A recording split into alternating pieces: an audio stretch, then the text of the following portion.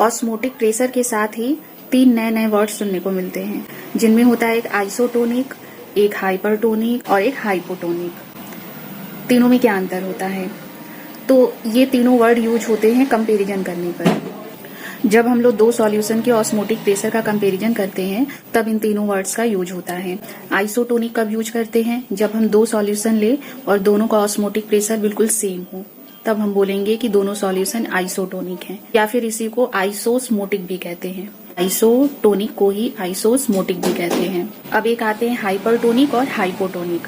फिर से हम दो सॉल्यूशन लेंगे, अगर एक सॉल्यूशन का ऑस्मोटिक प्रेशर कम है तो उसको बोलेंगे हाइपोटोनिक।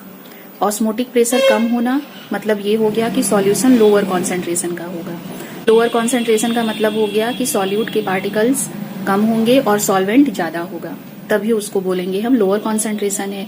और जो भी सॉल्यूशन लोअर कॉन्सेंट्रेशन का होता है मतलब हल्का होता है, तो उसका ऑस्मोटिक प्रेशर कम होता है। इसी के कंपैरिजन में जो दूसरा सॉल्यूशन होगा, अगर उसका कॉन्सेंट्रेशन ज्यादा है मतलब उसमें सॉल्यूट के पार्टिकल्स ज्यादा है, सॉल्वेंट कम है, तब उस सॉल्यूशन को हम हाइपरटोनिक बोल देंगे। ये तीनों वर्ड कंपैरिजन पर आते हैं।